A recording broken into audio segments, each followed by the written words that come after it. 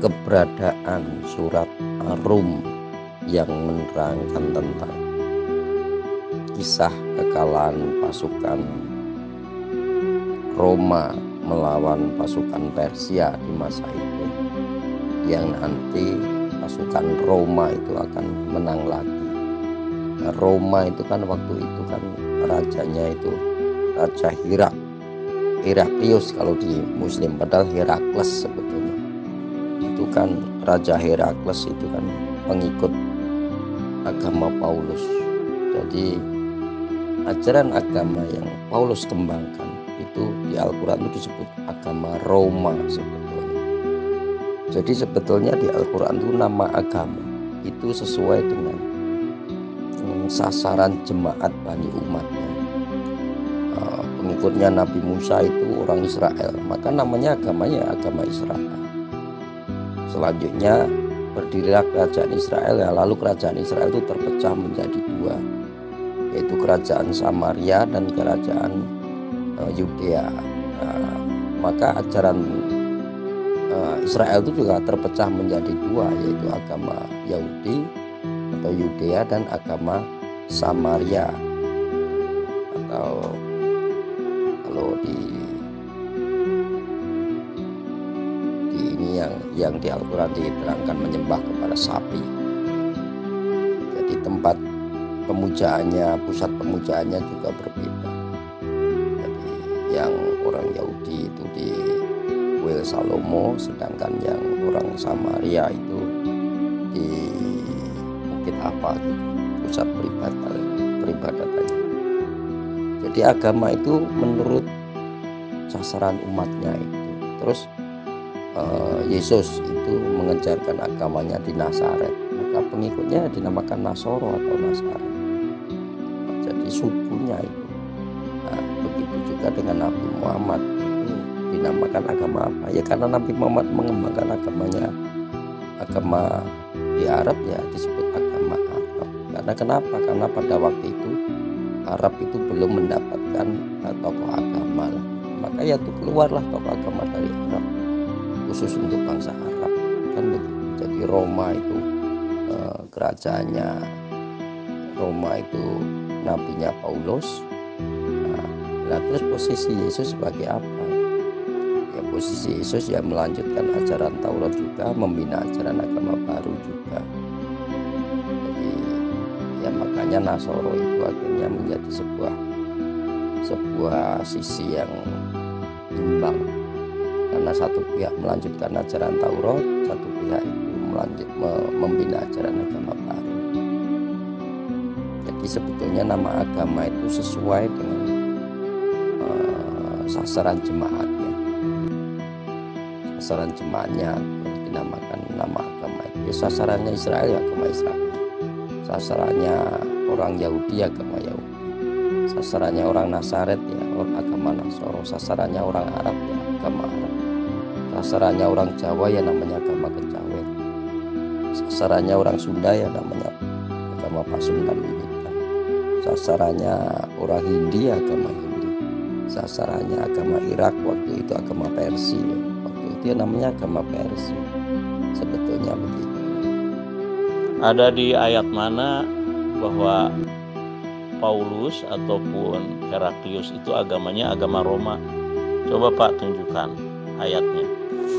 Semua agama ya rahmatan lil alamin. Kalau di Kejawen kan rahmatan lil alamin itu memayu hayuning bawono. Istilahnya itu ikut membuat indah, semakin indah di dunia, alam dunia. Sama rahmatan lil alamin itu mendoakan yang baik-baik kepada alam. Rahmatan lil alamin itu apa? Mendoakan yang baik-baik kepada seluruh penghuni alam. Jadi Muslim ketemu orang Kristen juga didoakan yang baik supaya Kristen maju berkembang. Ada orang Muslim ketemu India, si Muslim mendoakan supaya orang Hindu juga selamat. Si Muslim ketemu orang Buddha yang mendoakan orang Buddha supaya selamat. Itulah yang namanya Muslim itu memberi berkah kepada seluruh alam. Begitu juga di ajaran Buddha sudah ditegaskan seperti itu. Sapi sata bapantu sukitata. Semoga semua makhluk hidup berbahagia. Jadi sama, semua agama itu membawa berkah bagi seluruh alam. Jadi cuman pokok-pokoknya aja. Oh ini kalimatnya begini. Oh di Muslim kalimatnya begini. Oh di Kristen kalimatnya begini. Kalau di Kristen kan shalom, salam damai dan bahagia. Jadi orang Kristen ketemu siapa aja ya damai dan bahagia. Jadi ya tidak bermusuhan kan. Jadi sama juga. Jadi semua agama adalah rahmatan lil alamin itu bahasa Arabnya. Bahasa Jawanya itu Memayu Hayuning Bawono. Bahasa Ibraninya itu, bahasa Kristennya itu Shalom, salam damai dan bahagia. Terus bahasa Budanya itu Sapi Sata Sukintu Papipat. Sukinta Pagi Sapi Sata Sukintu Sapi Sata Sakintu lupa malah. Sapi Sata Bavantu Sukintata. Jadi sama. Di bahasa Hindunya itu ada juga di bahasa Hindunya apa agak lupa. Bahasa Hindunya itu apa ya, nanti saya sampaikan. Islam itu bukan nama agama, makanya kenapa kok ada katakan Musa itu dikatakan Islam juga, karena memang semua agama itu masuknya Islam. Musa disebut Islam, kan? Zulkarnain disebut Islam, padahal Zulkarnain itu kan Alexander the Great, pengikut agama Zeus, itu pun disebut Islam, ya. Terus ada lagi Luqmanul Hakim. Luqmanul Hakim itu orang yang berkulit hitam, nabinya orang kulit hitam siapa? Nabi orang Afrika, itu juga disebut Islam. Ya, di Afrika mana ada nabi? Nggak ada, itu pun disebut Islam juga. Jadi banyaklah tokoh-tokoh yang bukan nabi akhirnya juga agamanya disebut Islam. Karena apa ya? Karena memang Islam itu semua agama itu masuk kategori Islam. Jadi Musa disebutkan Islam, ya. Yesus disebutkan Islam. Ya memang semua agama itu masuk Islam. Jadi semua agama itu masuk kategori Islam. Maksudnya apa? Ya Islam itu sebetulnya nama lain dari agama. Jalan keselamatan. Kejawen pun juga masuk Islam, Sunda Wiwitan juga masuk Islam, Hindu pun juga masuk Islam. Karena memang nama lain dari agama atau jalan keselamatan, ya Islam itu. Jadi Islam itu bukan nama sebuah agama, tapi sebuah istilah namanya. Kalau diterjemahkan itu jalan keselamatan. Ashabul Kahfi itu disebut Islam, padahal The Seven Sleeper itu orang pengikut agama Paulus. Jadi dia itu pengikut agama Paulus yang sembunyi di gua, itu pun juga disebut Islam. Jadi Islam itu sebenarnya memang semua agama. Kan di dalam Torah atau Taurat sudah jelas di sana yang disembah Musa itu namanya Yehuwa. Tapi kenapa di Al-Quran disebut bahwa yang disembah Musa itu namanya Allah? Kan beda banget. Jadi sebetulnya yang disembah siapapun, namanya apapun, dia sebenarnya Allah itu. Yang disembah Musa itu namanya Yehuwa. Itu dikatakan di Al-Quran Musa menyembah Allah. Yang disembah oleh Zulkarnain itu Zeus, ya kan? Zeus, Poseidon, Hades dan dewa-dewa Yunani lainnya. Tetapi di Al-Quran dikatakan bahwa Zulkarnain atau Alexander the Great itu Islam. Yang disembah Luqmanul Hakim itu mungkin dewa-dewa Afrika. Luqmanul Hakim itu orang kulit hitam. Orang kulit hitam kalau nggak Afrika kan Irian gitu kan. Itu pun juga disebut Islam gitu. Jadi agama orang-orang Afrika itu pun juga disebut Islam. Terus agamanya Ashabul Kahfi yang menyembah kepada Bapa, Putra, dan Roh Kudus juga menuhankan Yesus. Kan Ashabul Kahfi itu orang Kristen, The Seven Sleeper itu ternyata juga Islam juga. Ini yang perlu para muslim pahami, bahwa semua agama itu melalui Al-Quran itu dinamakan Islam. Pak Yudo, ya, kitab Taurat itu sudah tidak ada, Pak. Sudah hangus pada tahun 600 sebelum Masehi, ya, ketika Nebukadnezar membumi hanguskan bait suci di Yerusalem. Kitab Injil juga tidak ada, karena kitab Injil itu harusnya Injil Allah itu tersebut di dalam Markus 1 ayat 14. Itu pun sudah hangus ketika Raja Konstantin dengan jenderalnya Titus telah membumi hanguskan bait suci Yerusalem, sehingga musnah itu semua kitab-kitab asli itu, ya. Jangan ngibul, kamu itu ngibul keterlaluan.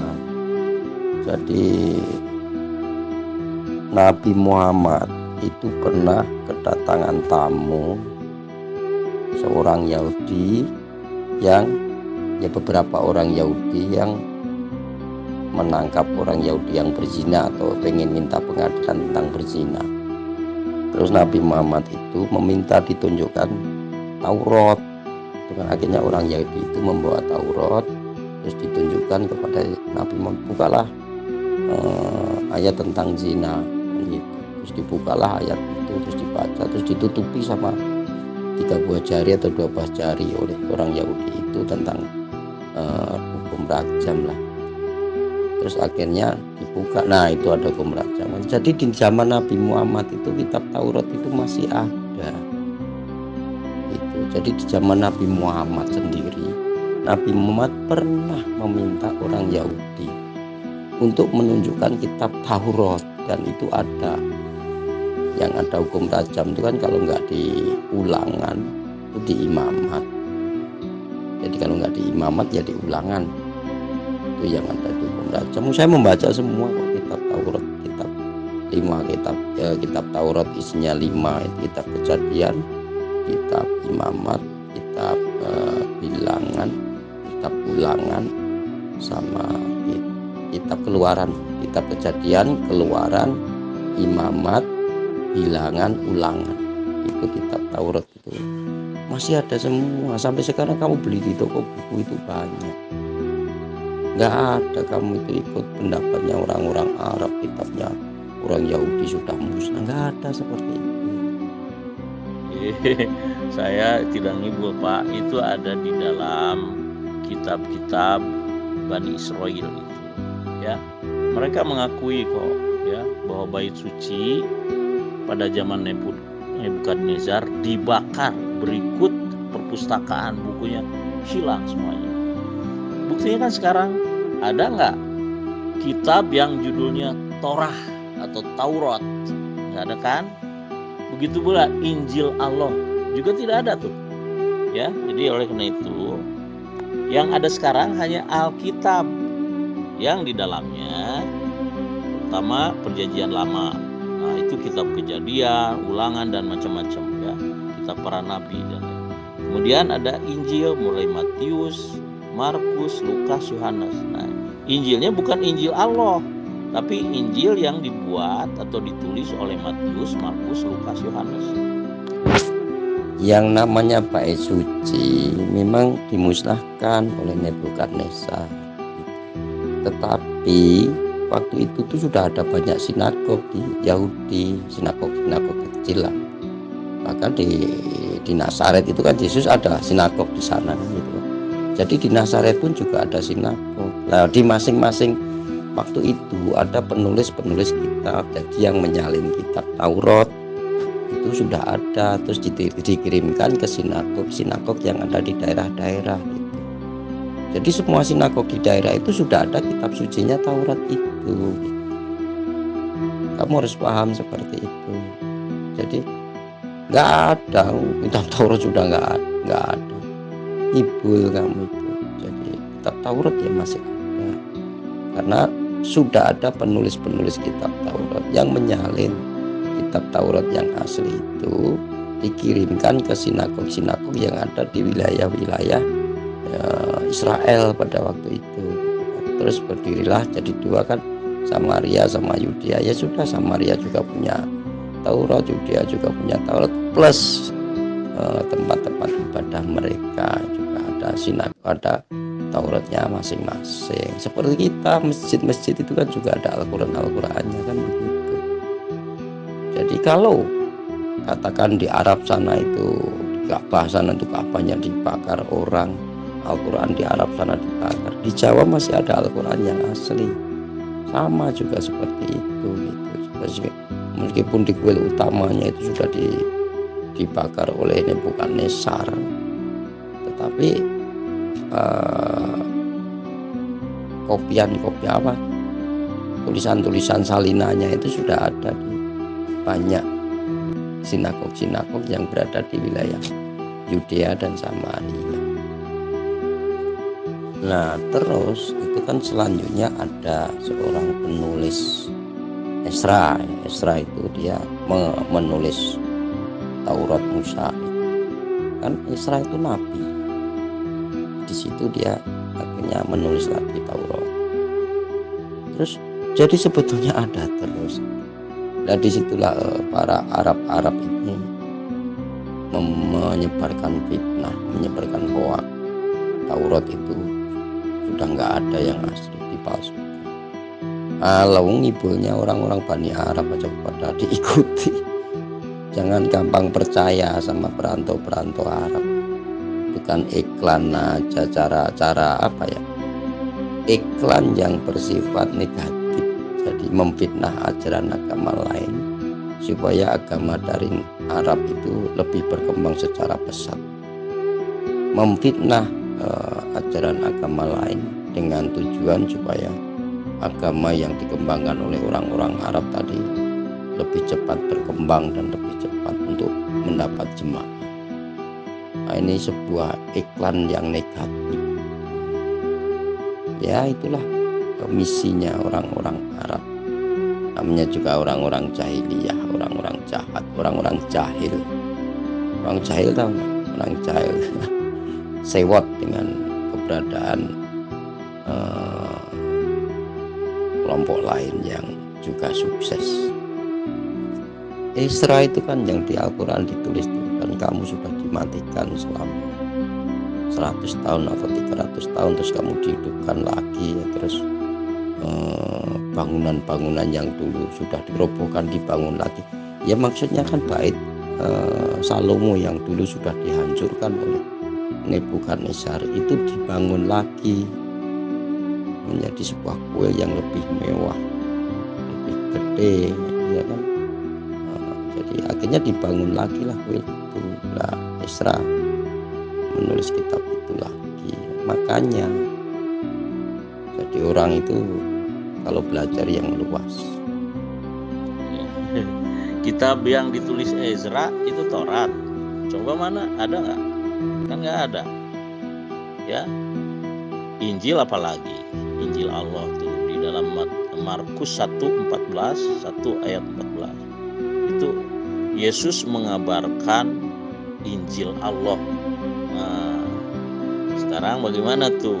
Yesus sendiri mengatakan Injil Allah, bukan Injil Yehua, Yahweh. Ya, jadi ya sudahlah, sudah tidak berlaku, Pak. Ya, apa Anda Kristen apa bukan nih? Atau Yahudi? Saya nggak tahu. Jadi sejak dulu orang-orang Israel itu sudah pandai-pandai. Jadi sejak Musa itu sudah pada pandai-pandai. Ya pandai, artinya ya bisa menulis. Jadi banyak orang-orang dari Bani Lewi itu yang ditunjuk menjadi sekretaris penulis firman, menyalin firman, memperbanyak firman, dikirimkan ke tempat-tempat ibadah yang ada di wilayah-wilayah Israel. Kan begitu. Jadi ya kitab Taurat sudah ada di tempat-tempat ibadah yang ada di wilayah Israel. Itu Bani Arab ngikut. Ya memang bait suci yang dihancurkan, bumi hanguskan oleh Nebukadnezar itu dibangun lagi kan. Nah, pada zaman Kaisar Konstantin, Jenderal Titus juga membumi hanguskan juga 2 kali itu Pak ya. Jadi oknumnya itu Nebukadnezar khusus untuk Taurat. Kemudian Ezra buat lagi Taurat. Nah, jadi bukan Taurat Musa tuh ya, Tauratnya Ezra jadinya tuh. Nah, tapi kemudian disimpan lagi di kitab bait suci ya, di bait suci, bait Allah gitu kan, bait suci di sana. Tapi kemudian oleh Raja Konstantin, Kaisar Konstantin dengan jenderalnya Titus dibumi hanguskan lagi. Jadi sudah tidak ada tuh Pak. Yang ada adalah sisa-sisa orang Bani Israel yang mencatat ulang hingga sekarang. Dan adalah Alkitab. Alkitab kan bahasa Arab atau Bible gitu kan. Kalau ada berita tentang keagamaan yang datang dari Arab, dari para pendatang dari Arab, baik lewat televisi atau lewat radio atau lewat YouTube, itu kalau nggak masuk akal ya nggak usah diikuti, atau kalau hoak ya nggak usah diikuti. Bukan malah dikembangkan, malah disampaikan kemana-mana. Ya selektif lah kalian itu. Jadi orang Nusantara nggak selektif, cuman sembarang menyampaikan. Wah ini Injil sudah dipalsukan, wah ini Taurat sudah dipalsukan. Apa untung kalian apa? Apa untungmu apa? Enggak untung apa-apa. Ikut aja, yang untungnya Arab sana. Karena apa? Dengan begitu agama dari Arab itu akan lebih cepat berkembang kan begitu. Jadi netral lah kalian tuh di dalam menganalisa sesuatu. Jangan ikut dogma-dogma yang sudah ada. Di Al-Quran ditulis para robi-robi Yahudi menulis kitab dengan tangan mereka sendiri. Iyalah, para robi menulis kitab ya dengan tangan, masa menulis dengan kaki? Ya orang menulis pakai tangan. Kalian tuh nggak paham maksud dari arti ayat itu.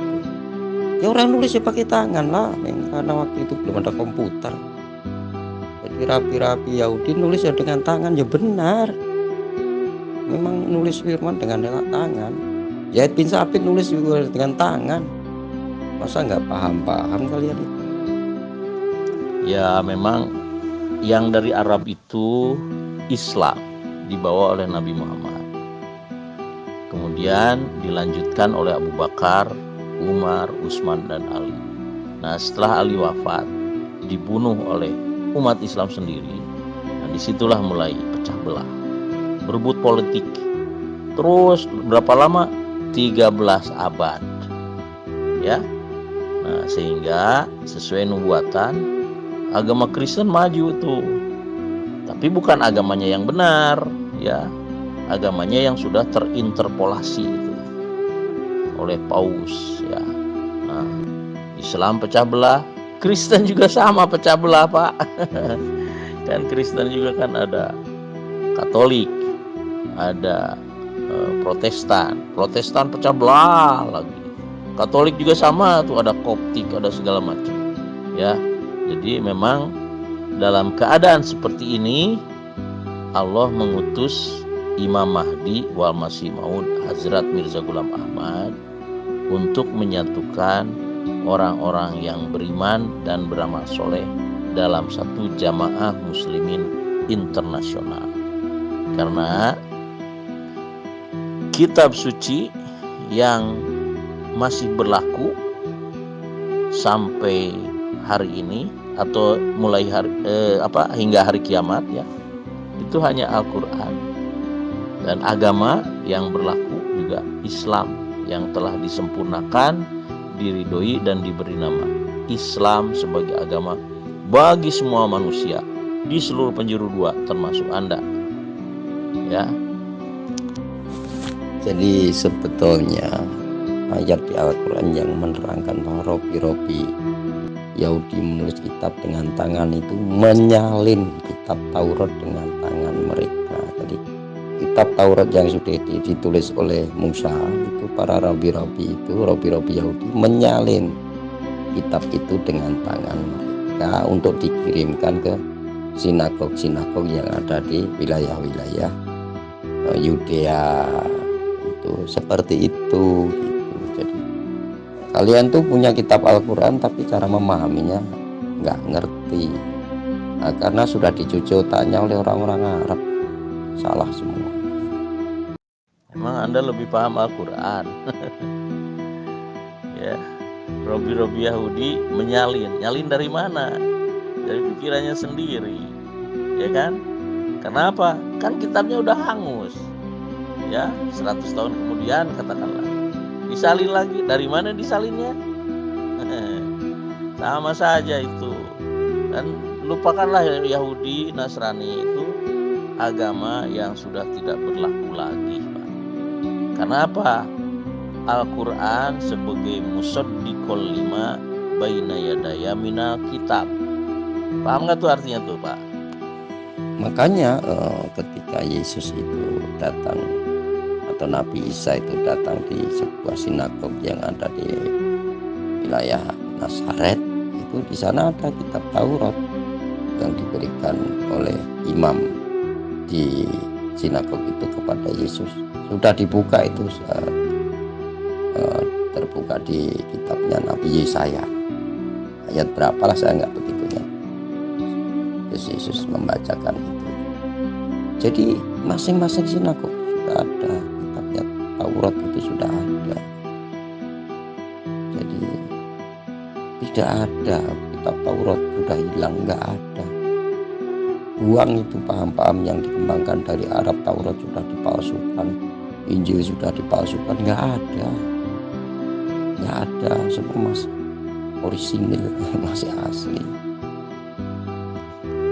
Anda itu Kristen atau Yahudi agama Anda ini?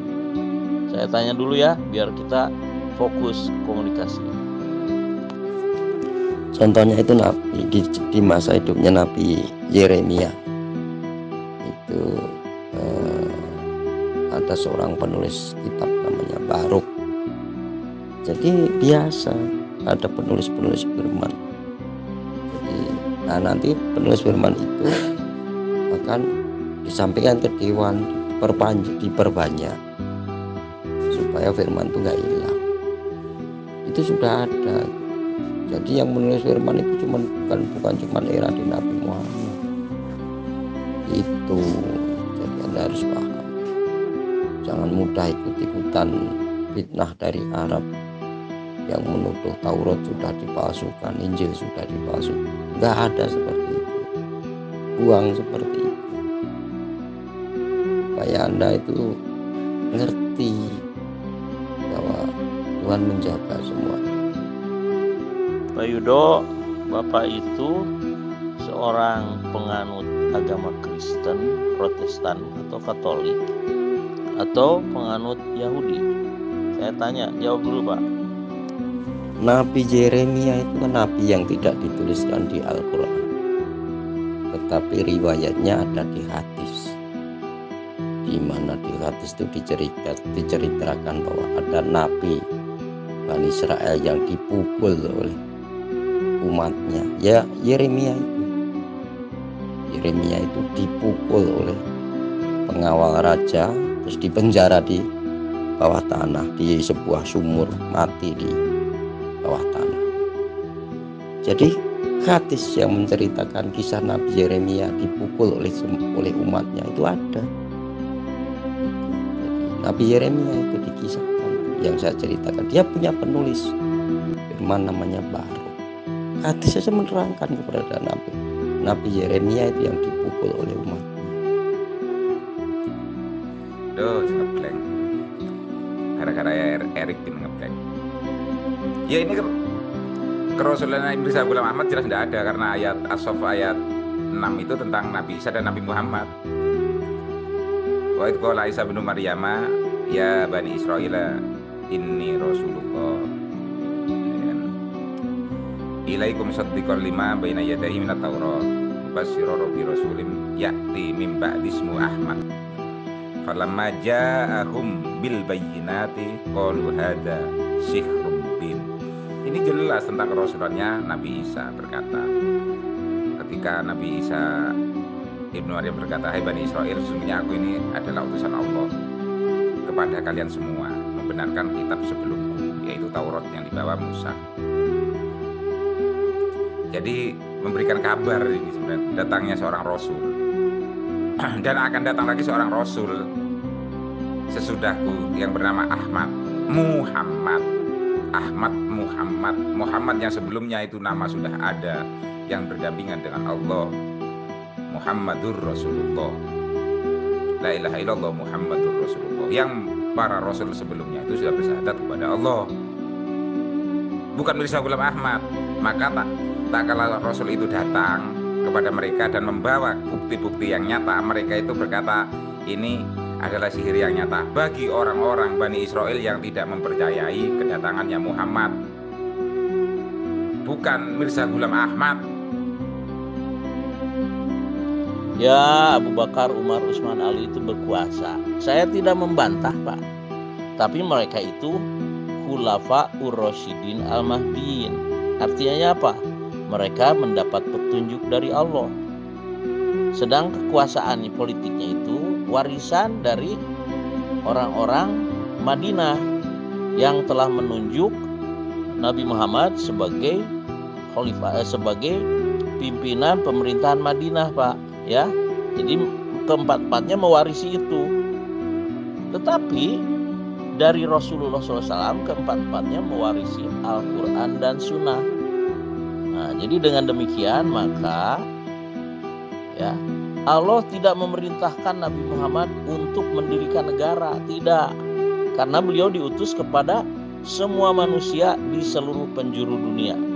Al-A'raf 158 ya. Ya, jadi kalau sudah faktanya begitu, ya kan, kami menyatakan perjuangan mengarah kepada perjuangan politik. Makanya perjuangan imam kami, Imam Al-Yamani itu, Pak, walaupun Bapak tidak mengakuinya sebagai Al-Mahdi, nggak masalah, karena beliau sedang memperjuangkan negara yang dicita-citakan seperti hadis tadi, Pak. Ya, nanti khalifahnya itu membagi-bagikan uang tanpa menghitung-hitungnya, bagi harta tanpa hitung-hitung karena dia sudah berkuasa. Itu memang begitu, memang sesuai.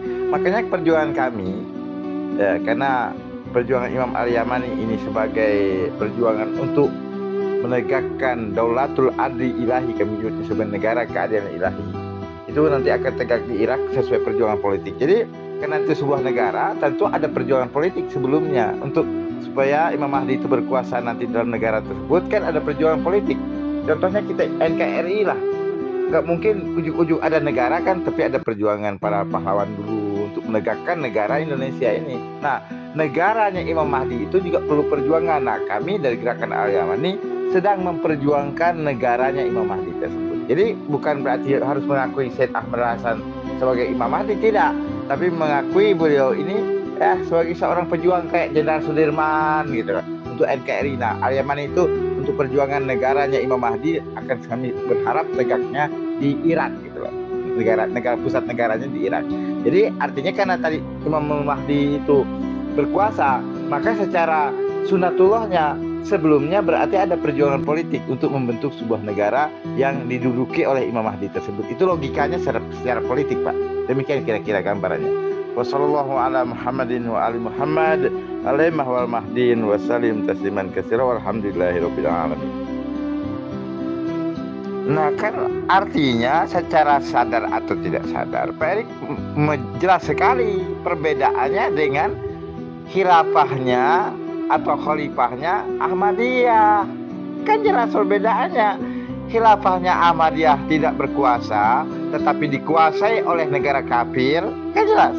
Kalau misalnya Ahmadiyah di Inggris dikuasai oleh Inggris, Ahmadiyah di Jerman dikuasai oleh Jerman, Ahmadiyah di mana-mana pun dunia ini malah dikuasai oleh negara-negara kafir. Dia sedangkan Ahmadiyah termasuk penduduk di dalamnya. Kebalikan dari khilafahnya Siapa? Khilafahnya Khulafaur Rasyidin.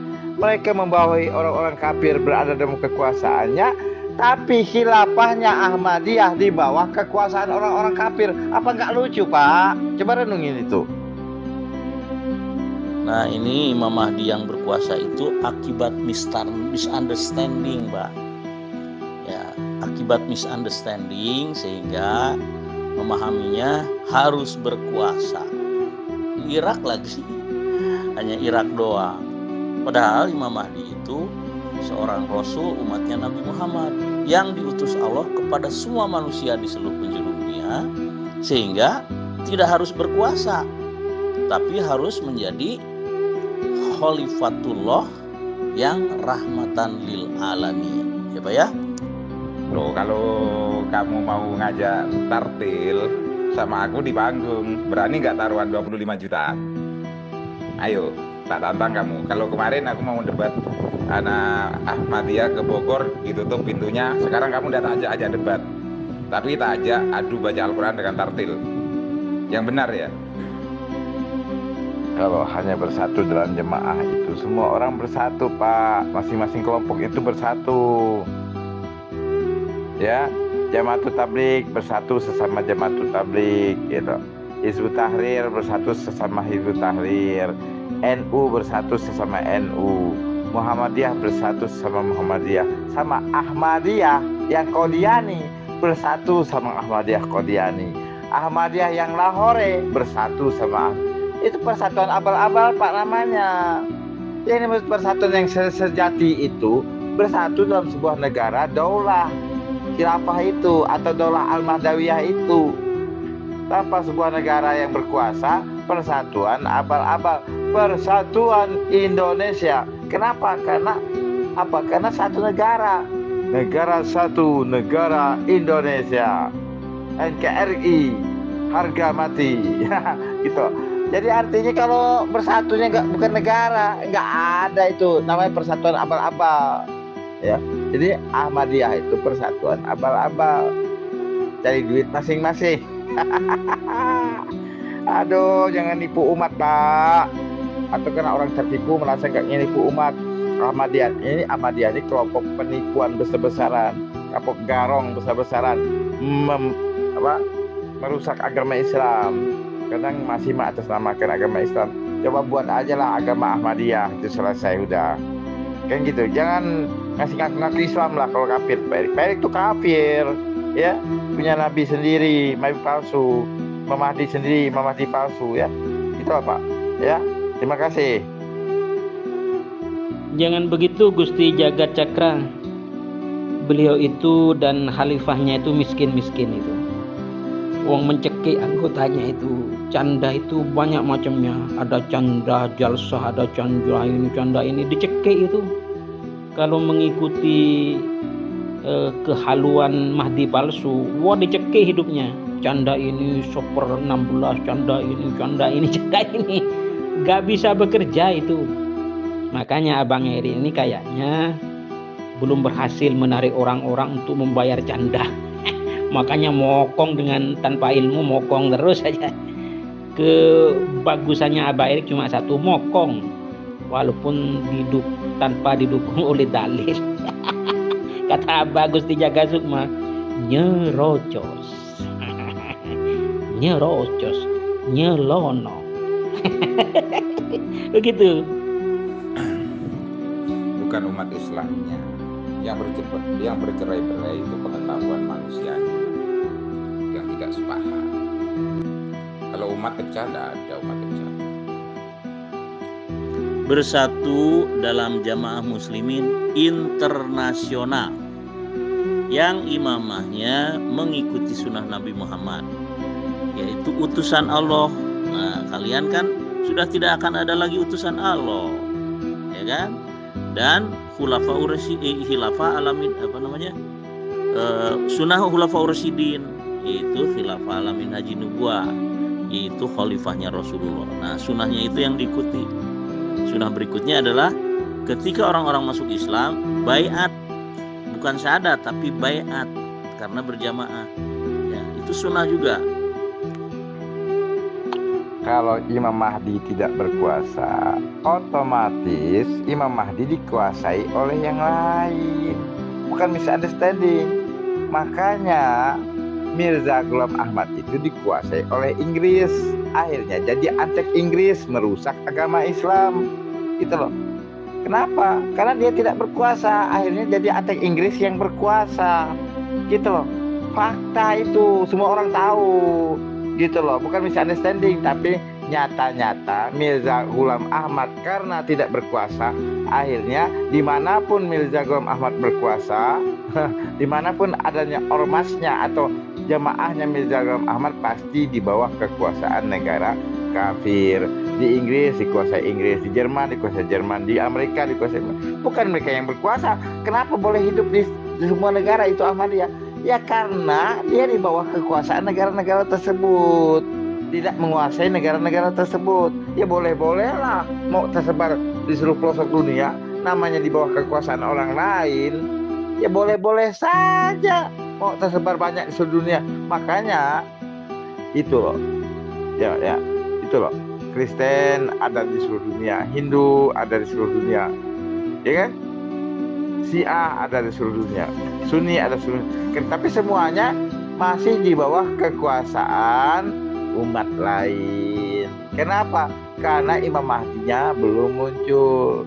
Kalau Imam Mahdi yang asli itu yang muncul, yang datang berkuasa, maka umat Islam akan di bawah kekuasaan Imam Mahdi sehingga tidak dikuasai lagi oleh orang-orang kafir. Itu loh logika yang pasti yang disebut la yastakhlifannahum itu seperti itu, bukan seperti sekarang. Ahmadiyah aja masih dikuasai orang-orang kafir walaupun tersebar di seluruh dunia, tapi masih di bawah kekuasaan orang-orang kafir. Akhirnya jadi antek Inggris. Gitu loh. Paham nggak? Orang tahu semua itu. Bapak itu nggak setuju. Ahmadiyah juga bercerai minimal Qadiani dan Lahore. Jadi Ahmadiyah juga bercerai kok nggak disebut-sebut Pak? Ya? Tuh lu nggak percaya juga ya. Kan ada NU. NU juga kan di dalamnya ada Torikoh lagi, Jatman. Jatman. Nah, itu kan diakui oleh Jatman tuh si Tijaniyah itu. Dan di Jatman itu ada 48 lagi, 48 Torikoh. Ya. Nah, kemudian Aswaja itu kan ada Muhammadiyah juga. Kemudian ada FPI, ada HTI, ada Al-Irsyad, wah macam-macam. Tidak bersatu. Kalau yang namanya bersatu itu Jamaah Muslimin Internasional dan imamnya mengikuti sunnah Nabi Muhammad, yaitu utusan Allah kepada semua manusia di seluruh penjuru dunia. Ya, menerima ribuan wahyu. Nah, siapa yang bisa mengikuti sunnah Nabi Muhammad seperti itu? Kecuali hanya Hazrat Mirza Ghulam Ahmad. Khulafaur Rasyidin sunnahnya bagaimana? Khilafah ala minhaji nubuwah, melanjutkan kenabian Rasulullah. Nah, kalau yang ini melanjutkan kenabian Rasulullah juga dan kenabian Imam Mahdi. Khilafahnya sudah berjalan lebih dari 115 tahun. Sudah terbukti Tuhan.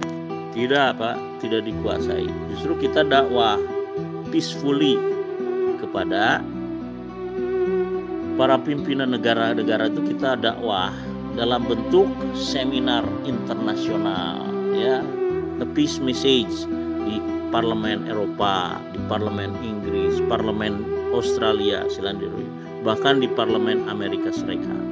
Nah, kita itu seminar itu kalau bahasa Rasulullahnya itu sedang membunuh membunuh Dajjal. Ya, membunuh Dajjal itu apa? Kata Rasulullah, ya, Dajjal akan dibunuh dengan hujjah. Nah, maka melalui seminar itu, Yajuj Majuj yang merupakan penganut Dajjal itu sedang didakwahi agar mereka berdamai, jangan perang melulu. Nah, setelah berdamai, baru kita ajak untuk mengetahui Allah Ta'ala, yaitu bersatu, tauhid, berjamaah, dan imamnya mengikuti sunnah Nabi Muhammad dan sunnah Rasulullah. Ya terserah Pak. terserah kamu aja beralibi apa aja, Erik. Orang NU itu adalah penyelaras yang selalu menenteramkan segala urusan, baik di dalam budaya, kenegaraan, apalagi agama. Itu orang NU. Orang NU itu enggak seperti yang kamu pikirkan. Ya, karena NU itulah Islamu illa fil jamaah. Tidak ada keselamatan tanpa kebersamaan. Islam itu keselamatan. Kamu tidak akan nutut kalau tak ajak diskusi. Orang kamu tuh pakai alibi kamu, pakai opini. Ya, Ahmadiyah itu hanya satu yang didirikan oleh Hazrat Mirza Ghulam Ahmad pada tahun 1305 Hijriah. Hanya satu, Pak. Jamaah Muslimin Ahmadiyah Internasional. Yang lain itu keluar dari jamaah, mendirikan firqah. Ya, namanya bukan Ahmadiyah itu. Ya. Ada Jamaatul Sahih, terus ada lagi apa macam-macam tuh namanya. Ya, dan itu tidak didirikan oleh Imam Mahdi wal Masih Maud, ya. Kalau utusan Allah, Rasul tetap ada. Utusan Allah secara estafet tetap ada. Ya, tetap ada. Tapi utusan Allah secara estafet maksudnya tidak langsung. Tetap ada, tapi yang nggak ada itu Nabi. Imam Mahdi itu utusan Allah secara tidak langsung, secara estafet. Jadi Rasul juga dia. Al-Imamul Mahdi Rasulullah, tapi tambah fil khalqi pada makhluknya. Kalimat fil khalqi itu menunjukkan Allah Rasulullah secara estafet. Jadi Muhammad Rasulullah, ya. Bisa kita katakan Imam Mahdi bernama Ahmad itu Ahmadur Rasulullah. Ahmad utusan Allah. Allah pada makhluk. Siapa Allah pada makhluk? Muhammadur Rasulullah. Muhammad utusan Allah. Gitu. Jadi artinya kalau dikatakan Rasulullah itu boleh, tapi ada ujungnya fil khalqi, artinya secara estafet atau disebut Rasul saksi. Itu dalam keyakinan kami, ya. Nah, kalau Anda itu karena tidak ada keyakinan ada Rasulullah fil khalqi ini atau Rasul saksi ini, akhirnya ada nabi baru. Kami tidak perlu nabi baru karena Imam Ali itu juga Rasulullah fil khalqi. Ya. Imam Hasan itu Rasulullah fil khalqi. Imam Husain Rasulullah fil khalqi. 12 imam itu Rasulullah mursalin fil khalqi. Tapi bukan nabi. Ya. Al-Mahdiin itu juga Rasulullah fil khalqi, tapi bukan nabi. Jadi kalau istilah Rasul atau Rasulullah itu bisa dipakai tapi dengan tanda petik, dengan kata fil khalqi itu, pada makhluk itu. Karena ada Rasulullah Subhanahu wa taala, ada Rasulullah fil khalqi. Dan istilah ini ada dari gerakan dakwah Al-Mahdawiyah. Gerakan kami menegakkan negaranya Imam Mahdi kan. Kenapa? Karena tadi Imam Mahdi berkuasa. Tentu harus ada gerakan untuk mengacu kepada gerakan berkuasa tersebut, gerakan politik. Seperti di Ahli Sunnah wal Jamaah itu ada namanya, saya contohkan dari HTI. Walaupun saya tidak setuju dengan HTI, tapi HTI itu mengacu kepada kekuasaan. Maka cocok dengan pemahaman bahwa Imam Mahdi itu harus berkuasa itu. Karena kalau sebuah kekuasaan tentu ada perjuangan kepada arah kekuasaan. Nah, perjuangan kepada arah kekuasaan itu bersifat politik. Tanpa gerakan politik, nonsen adanya kekuasaan. Itu makanya Imam Mahdi, saya sepakat dia berkuasa. Nah, Anda itu Imam Mahdinya dikuasai oleh orang lain, dikuasai oleh Inggris. Akhirnya Inggris jadi antek Inggris, jadilah pembohong besar akibatnya karena dikuasai oleh negara kafir. Kan begitu, logikanya seperti itu, bro. NU namanya juga Nahdlatul Ulama, bukan Jamaah Muslimin. Jamaah Muslimin itu perintah Rasulullah SAW. Talzamu jama'atal muslimin wa imamahum wa alaikum bisunnati wa sunnati khulafa'ir rasyidin. Jadi umat Islam itu termasuk NU, Muhammadiyah, Wahabi, Salafi dan Syiah macam-macam harusnya bersatu secara internasional dalam Jamaah Muslimin Ahmadiyah yang kebetulan didirikan disampaikan oleh Imam Mahdi. Nah, kalau ada jamaah itu harusnya ada imamnya, dan imamnya itu yang datang dari Allah, Imam Mahdi. Tapi kalian ini kan sudah menolak adanya Rasul setelah Nabi Muhammad. Walaupun Rasul itu umatnya Nabi Muhammad juga. Rasulullah, utusan Allah. Nah, Imam Mahdi itu harus utusan Allah, Pak. Ciri khas utusan Allah itu adalah Allah memberinya banyak wahyu. Ya. Al-mutakalliman atau mutakalim itu artinya sifat Allah yang ke-20 ya. Artinya Allah itu tidak bisu, senantiasa berkata. Yang kedua, apa tujuannya? Ya tujuannya itu untuk menghidupkan makhluknya yang makhluk hidup. Ya Hayu ya Qayyum, ya, itu tuh yang maha menghidupkan dan berdiri sendiri ya.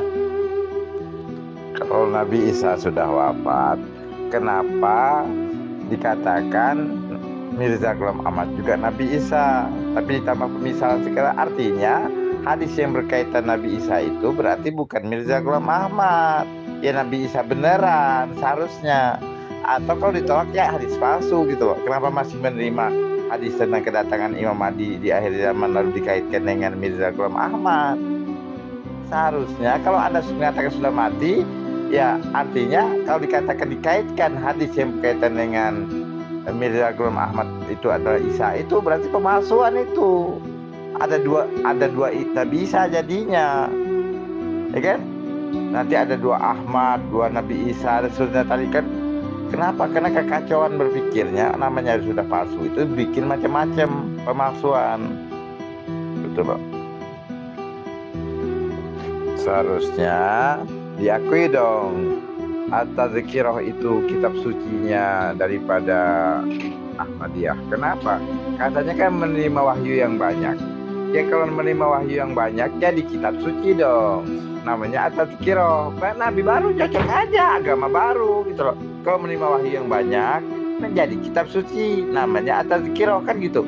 Langsung aja begitu, jangan ditutup-tutupin lagi. At-Tazkirah apa coba? Nah artinya Bapak itu bukanlah umatnya Nabi Muhammad, umatnya Mirza Ghulam Ahmad, Nabi baru, kitab sucinya At-Tazkirah karena dapat wahyu yang banyak, kan begitu. Seharusnya gitu aja lah jelaskan. Jangan berbelit-belit lagi, pembohong besar ya. Ini hadisnya saya kasih tahu ya. Kaifa antum idza nazala ibnu Maryam fikum fa'amakum minkum. Itu ada di Sahih Muslim. Rasulullah menanyakan kepada umat Islam, bagaimana sikapmu jika Ibnu Maryam turun pada kalian, artinya diutus oleh Allah kepada umat Islam. Wa imam fikum ya, fa'amakum, kemudian dia mengimami kalian dari antara kalian. Nah, jadi artinya Ibnu Maryam itu dari antara umat Islam, kemudian menjadi imam umat Islam. Nah, Ibnu Maryam di situ adalah perumpamaan Nabi Isa yang dulu gitu. Karena Nabi Isa yang dulu itu utusan Allah kepada Bani Israel dan sudah wafat. Sedangkan ini kan utusan Allah dari umatnya Nabi Muhammad. Ya. Nah, satu-satunya orang yang telah mendakwakan diri pada tahun 1305 Hijriah sebagai utusan Allah dari umat Nabi Muhammad, Imam Al-Mahdi wal Masih Maud, hanya Hazrat Mirza Ghulam Ahmad. Aneh kan?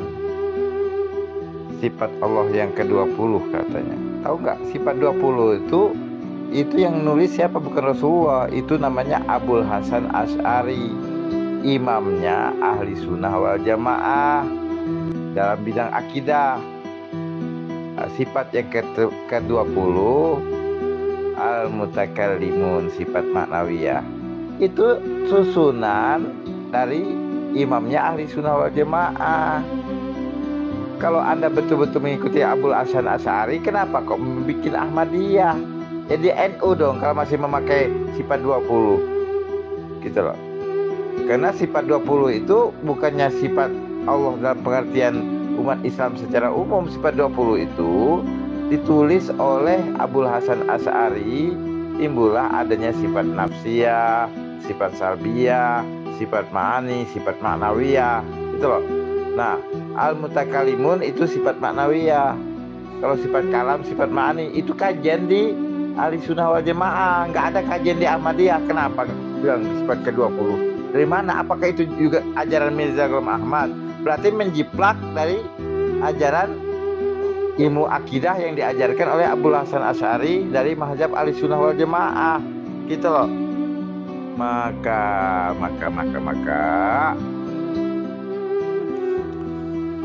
yang dimaksud kitab suci itu kan bahasa Indonesia, Pak. Ya. Kalau itu tazkirah mau dibilang kitab suci, ya, itu tidak apa-apa. Tetapi jangan diartikan sebagai kitab suci Al-Qur'an gitu ya. Kenapa? Yang kalau saya pemahaman kitab suci itu adalah Taurat misalnya.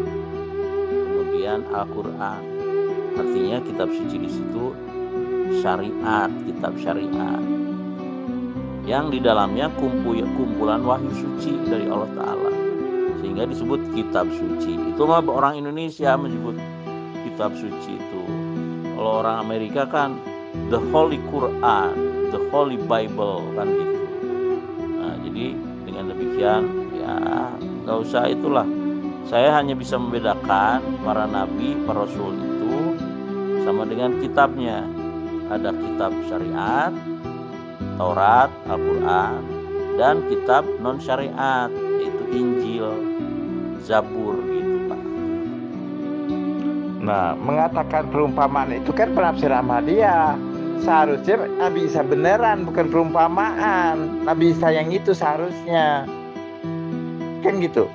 Kenapa dibikin perumpamaan? Nggak ada kata masalah juga, nggak ada di situ. Perumpamaannya itu kan tambahan dari Ahmadiyah.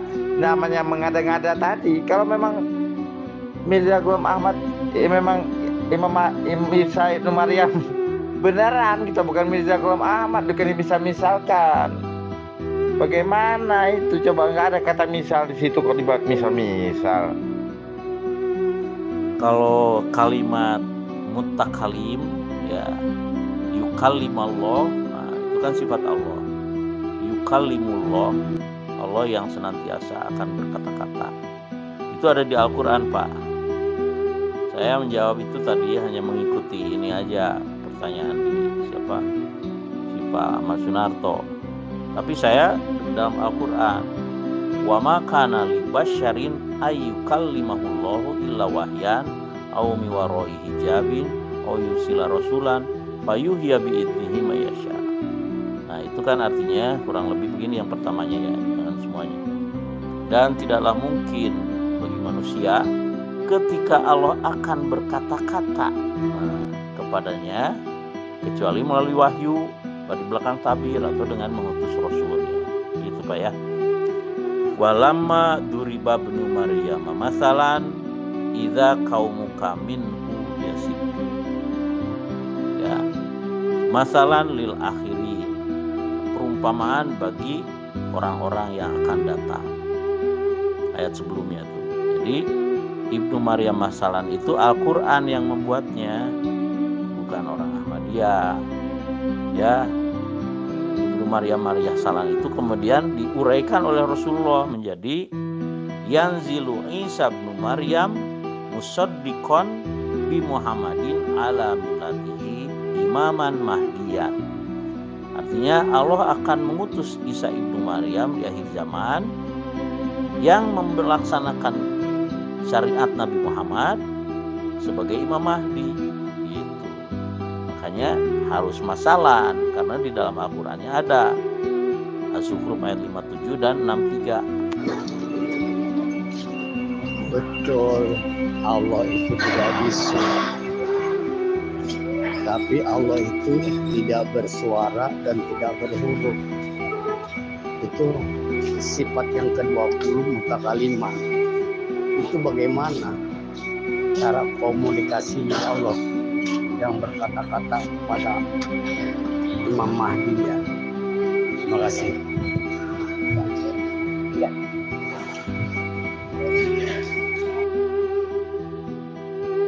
Jadi pertama melalui wahyu, ya kan?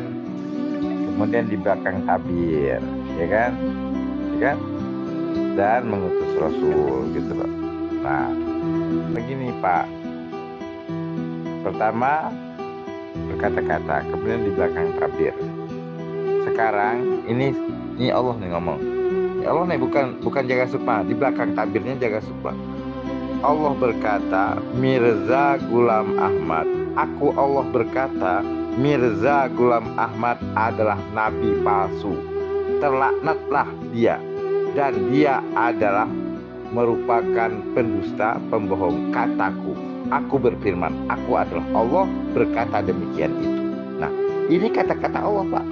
Sifat mutakalimunnya Allah, bukan mutakalimunnya Jaga Sukma, bukan Pak. Ini al-mutakalimun ilallah, la mutakalimun bihaqqin ilallah.